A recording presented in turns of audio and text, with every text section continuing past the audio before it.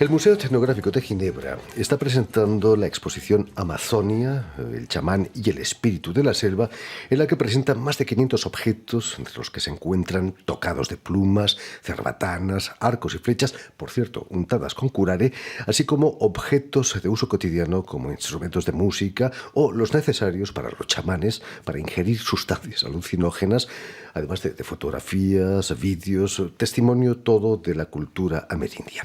Y para hablarnos de esta exposición y de su trayectoria como antropóloga social, tenemos la suerte de tener con nosotros a Karine Ayelet-Durand, conservadora jefe de este Museo de Ginebra y además responsable de sus colecciones. Buenas tardes, Karine. Buenas tardes. Y sobre todo, muchísimas gracias por haber aceptado nuestra invitación. Gracias, es un placer. Permíteme que explique antes que nada que has nacido en la ciudad francesa de Lyon en 1975 y vas a estudiar primero en Niza y luego en la Universidad d'Aix-en-Provence etnografía.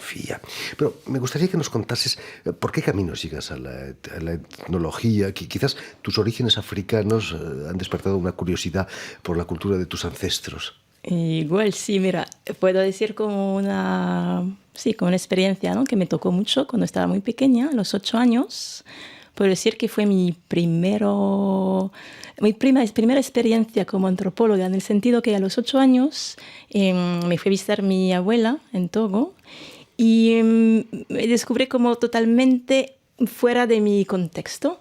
No entendía el idioma, no podía hablar con mi bisabuela y entonces estaba como un poco chocada. Pensó, ¿qué está pasando aquí? Estoy como yo, pero otra al mismo tiempo. Pienso que este momento ha despertado algo en mi conciencia, ¿no? Mi modo de ver las cosas, ver a las personas, ¿sabes?, las culturas y todo eso. Me impactó mucho esta experiencia. Y después, bueno, me crecí y viviendo en Francia con mi madre, que siempre ha sido como una fantástica cuentacuentos, me contaba muchísimas cosas de la historia, de la independencia, del colonialismo, del postcolonialismo, de las luchas de mi abuela y bisabuela y todo eso. Y claro, a los 17 años, yo un día me leía muchísima literatura de esta época, abrí un libro que era de Lévi-Strauss y pensé, mira, este puede ser una super profesión. Entonces, a los 17 años decidí hacer eso de antropóloga. Ese libro quizás era Tristes Trópicos. Exacto. Claro, un clásico. Karine, en el 2010 vas a doctorarte en la Universidad Inglesa de Cambridge. Curiosamente, Inglaterra fue la mayor potencia colonial del XIX, ¿no? ¿A qué se debe ese interés por la etnología ahí en Inglaterra? Sí, en este momento fue interesante porque yo estaba trabajando en aquella época en un museo en Lyon, Museo de Historia Natural. Tuvimos la suerte de tener un director que era del Canadá. Y yo en aquella época estaba en la conservadora de las colecciones de América y tuve la suerte de empezar a conocer a muchísimos pueblos indígenas. Hicimos exposiciones con los inuit, los amerindianos, y ya me desperté el interés para abrirme un poco cómo los museos se abren a los pueblos indígenas, cómo los museos trabajan con los pueblos indígenas, cómo los conservadores tienen que cambiar su modo de trabajar. Y justo en aquella época estaba comprado un libro que para mí ha sido como una ventana abierta, ¿no? Ha sido escrito por una antropóloga, de hecho, de Canadá, pero que trabaja en el Museo de Pitt Rivers en Oxford. El libro se llamaba Museums and Source Communities, que eran las comunidades de fuente, digamos. Y fue un libro revelador para mí porque era como los museos pueden cambiar completamente la actitud con los pueblos indígenas. Y claro, tenía como una red de estos conservadores en Inglaterra, una red que estaba como un triángulo, ¿no?, mágico entre Oxford, Londres y Cambridge.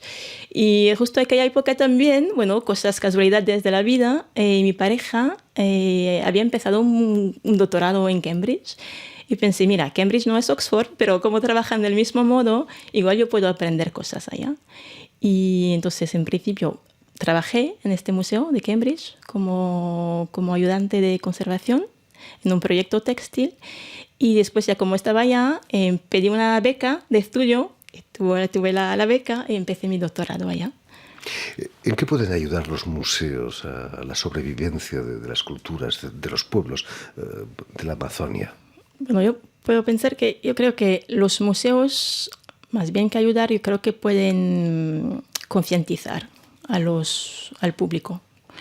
Porque, claro, haciendo el trabajo de conservador, uno hace muchísima investigación a nivel histórico, pero también eso es la parte que creo que es más impresionante, más interesante, te da a conocer a gente, que te dicen que las culturas están vivas y que los objetos también están vivos. Entonces, esto que hacen la gracia, ¿no?, de trabajar en museo y la gracia de transmitir también esta cosa al público. En Aix-en-Provence, Karine, vas a realizar también un máster en negociación internacional. Sí. ¿Es necesario conocer los entresijos de la política internacional para poder hacer algo para proteger las culturas autóctonas? Sí, esto es una cosa que para mí fue desde, digamos, el principio de mi estudio en antropología una cosa muy importante para mí. Era siempre tocar un poco, ¿no?, con el lado histórico, el lado político. Y claro, no solamente las historias, la mitología, pero también el impacto que todo esto puede tener en la vida del día a día de la gente, ¿no? Entonces, para mí fue importantísimo hacer este máster de negociación internacional, sí.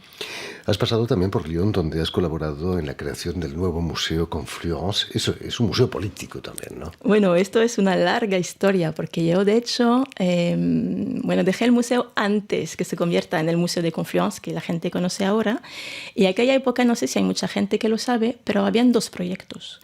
Un proyecto de las culturas del mundo, y yo trabajaba en este proyecto con otras colegas, claro, y un museo de ciencias y técnica, y después por varias ocasiones, política y muchas cosas, el proyecto de cultura del mundo se ha acabado y se han convertido en museo de sociedad como ahora la gente lo conoce.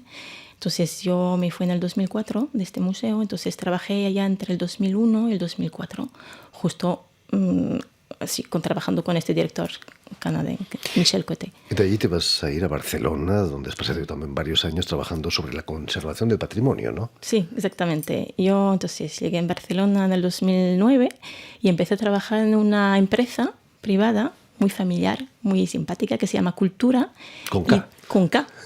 Cultura, Ideas y Estrategias para el Patrimonio. Y de hecho esta empresa fue interesante porque fue creada por el director del Museo de Historia de la Ciudad de Barcelona, el Antoni Nicolau, y trabajábamos justamente en esto, es crear proyectos culturales para museos, pero también para municipios, para regiones también que querían hacer proyectos culturales al lado de patrimonio cultural.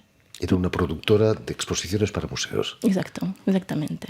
Ahí te metes de lleno en la creación de exposiciones. Total. ¿no? Sí. Y este año obtienes el cargo de conservadora jefe del Museo Etnológico de Ginebra, en Suiza. ¿El hecho de no ser suiza no te ha causado problemas allí? Bueno, problemas, claro, en el museo no, porque la gente siempre ha sido súper acogedora y todo muy bien. De hecho, también porque Suiza, siendo multicultural, claro, cuando entras en un museo etnográfico, además, claro, las fronteras ya se caen y todos estamos de fuera. Entonces, desde los objetos hasta las personas. Y entonces, no me ha creado problemas. Después, claro, ya se sabe que es un tema político complicado en Suiza, pero la gente creo que en total vive muy bien la multiculturalidad suiza, porque esto se esfuerza también, la fuerza de Suiza y de Ginebra, además. ¿Cómo llegas al museo? ¿A través de un proyecto? ¿A través de una oposición? No, llegué como una cosa muy sencilla, que una amiga me envió esta convocatoria, me dijo, ¿has visto esta? Y no la había visto. Entonces me llamó la atención y la cosa que me gustó en este proyecto de cargo, digamos, es que yo como lo veía en aquella época, y todavía lo creo, era como la perfecta combinación entre todas esas cosas que me han gustado desde mi carrera profesional. Entonces había un poco de investigación, había la relación con las piezas, con los objetos, que adoro, y había también este cargo de management, digamos, que yo había aprendido todo esto en cultura. Karine, volviendo a la exposición Amazonia, ¿cuáles son las causas de que Ginebra cuente con una de las más grandes colecciones de objetos de Amazonia de Europa? He leído que un alemán, ¿no?, que el rey del caucho, creo que sí, era. Sí, Oscar Dusenchen era, exactamente. Antes de Dusenchen, de hecho, habían ya colecciones de una persona que se llama Ami Butini, ya en el siglo XVIII.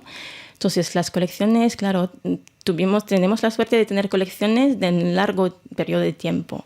Y Suiza es un carrefour, digamos, ¿no? Es como un incluso entre muchísimas, bueno, ya es el centro de Europa, y comerciantes desde siempre.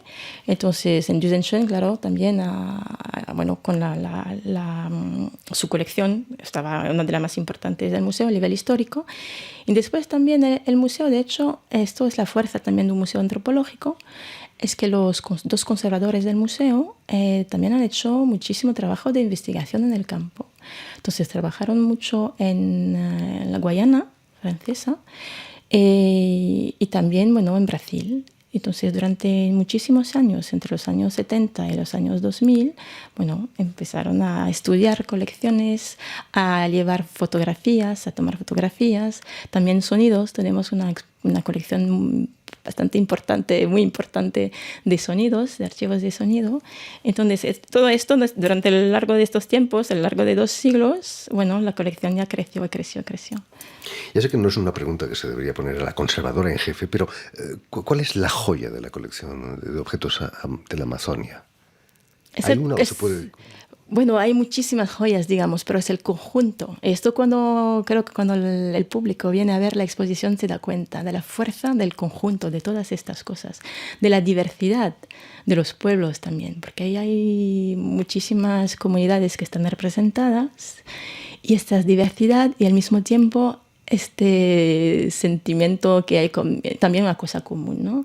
Entonces es el conjunto de las colecciones que hace la joya de esta colección. Karin, los pueblos amazónicos han perdido en 5 siglos 80% de su población.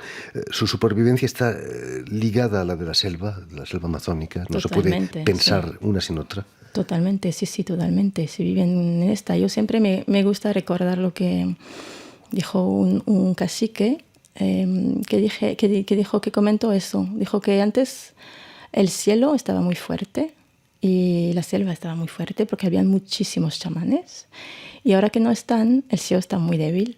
Entonces, la floresta está muy débil. Entonces, eso. Y claro, la relación entre el pensamiento de la selva, el espíritu, como me dices tú, ¿no? El espíritu de la selva y la de los pueblos amazónicos está totalmente... Es un conjunto increíble y tienen que vivir juntos, claro. La exposición está centrada sobre todo en la figura del chamán. Sí. ¿Qué importancia tiene el chamán en esos pueblos? Digamos que yo creo que la puerta de entrada para entender la diversidad y la fuerza de las comunidades amazónicas es, claro, es verdad que hay un montón de comunidades distintas. Hay una diversidad de pueblos, hay más de 350 pueblos amazónicos en toda la Amazonia. Pero es verdad que una de las cosas comunes que tienen todos es la figura del chamán. Entonces, en algunas comunidades hay un chamán y otras, como en los Yanomami, por ejemplo, todos los hombres se crecen como chamanes. Entonces, el chamanismo es como el punto central para dar a entender cómo las comunidades viven en la floresta y cómo las comunidades se relacionan entre ellas también.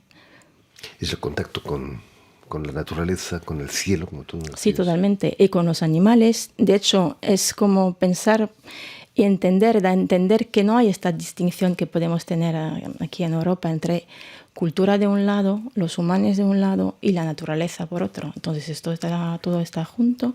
Y esto es la figura del chamán, porque el chamán es la persona que puede ir comunicando, es como un mediador entre las especies.